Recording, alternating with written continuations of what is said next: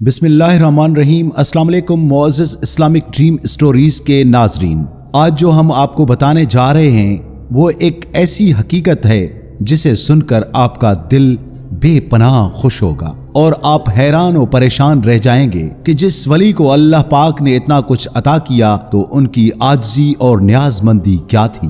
Qandeel Baghdad غوث الاعظم حضرت عبدالقادر جیلانی رحمۃ اللہ علیہ آپ 470 ہجری میں رمضان المبارک کی پہلی تاریخ کو بغداد کے قریب قصبہ جیلان میں پیدا ہوئے۔ آپ والد کی طرف سے امام حسن مجتبی رضی اللہ تعالی عنہ اور والدہ کی طرف سے امام حسین رضی اللہ تعالی عنہ کی اولاد میں سے ہیں۔ آپ کی ولادت کی رات آپ کے والد نے خواب میں دیکھا کہ رسول اللہ صلی اللہ علیہ وآلہ وسلم صحابہ کرام اور اولیاء کے ساتھ تشریف لائے ہیں اور خوشخبری دی کہ اللہ نے تمہیں ایسا بیٹا دیا ہے جو ولی ہے اور جس کی شان اولیاء میں ویسی ہی ہوگی جیسی میری انبیاء میں ہے۔ حضرت جنید بغدادی رحمۃ اللہ علیہ نے اپنی وفات سے بہت پہلے عالم غیب کی خبر دیتے ہوئے ارشاد فرمایا تھا کہ 5ویں صدی میں سیدنا عبدالقادر جیلانی رحمۃ اللہ علیہ پیدا ہوں گے جو غوث اعظم ہوں گے۔ آپ کا پورا خاندان، نانا، دادا، والدین، پھپھی اور بھائی نہایت متقی اور پرہیزگار تھا، اس لیے آپ کے خاندان کو اشرف کا خاندان بھی کہا جاتا ہے۔ آپ کی پھپھی حضرت عائشہ بنت عبداللہ بھی صاحب کرامت خاتون تھی۔ ایک مرتبہ افغانستان کے بادشاہ نے آپ کو جاگیر کی پیشکش کی تاکہ آپ عیش و عشرت کی زندگی گزار سکیں، لیکن آپ نے جواب میں فارسی اشعار لکھ کر بھیجے کہ جب مجھے اللہ کی یاد کی سلطنت حاصل ہے تو دنیاوی سلطنت کی میری نظر میں ایک جو کے دانے کے برابر بھی حیثیت نہیں ہے۔ آپ کثرت سے عبادت فرماتے تھے۔ بتایا گیا ہے کہ آپ نے 15 سال تک رات بھر میں ایک قرآن پاک کا ختم کرنے کا معمول رکھا اور روزانہ 1000 رکعت نماز نفل ادا فرماتے۔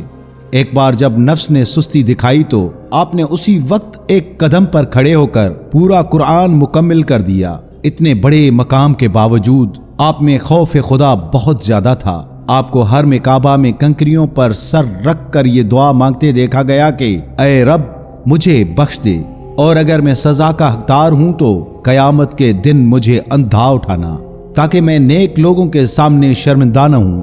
امام احمد بن حنبل سے ملاقات۔ امام ابو الحسن بیتی فرماتے ہیں کہ جب غوث پاک امام احمد بن حنبل کے مزار پر حاضر ہوئے تو امام صاحب اپنی قبر سے باہر تشریف لائے، آپ کو سینے سے لگایا اور بہترین لباس پہنا کر آپ کے علمی اور روحانی مقام کا اعتراف کیا۔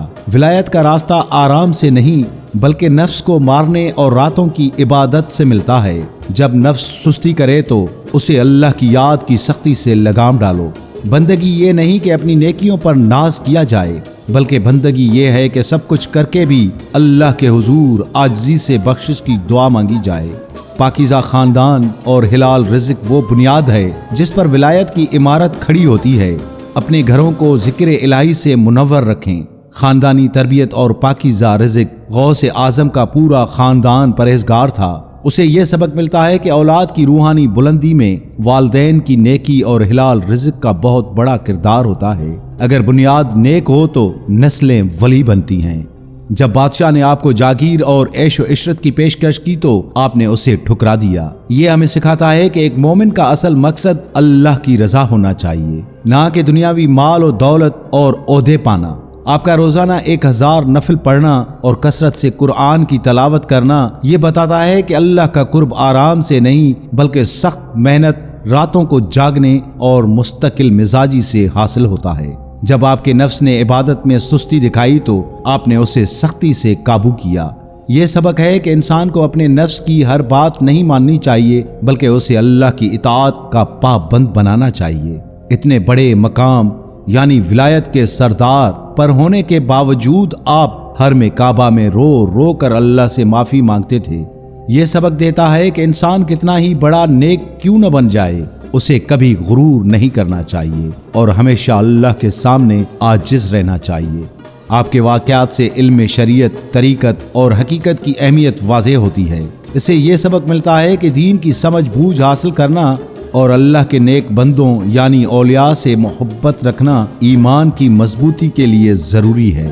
مزید اس طرح کی ایمان افروز ویڈیوز دیکھنے کے لیے ہمارے اسلامک ڈریم اسٹوریز چینل کو ضرور سبسکرائب کریں اور بیل آئیکن کو بھی پریس کریں تاکہ آنے والی ہر ویڈیو آپ کو بر وقت ملتی رہیں۔ جہاں بھی رہیں اللہ پاک کی رحمتوں کے سائے تلے رہیں۔ اپنا اور اپنے پیاروں کا بھرپور خیال رکھیں اور اپنے RJ سید عبدالوہاب شاہ جیلانی کو دیں اجازت۔ ملتے ہیں ایک اور نئی ویڈیو کے ساتھ، تب تک کے لیے اللہ حافظ۔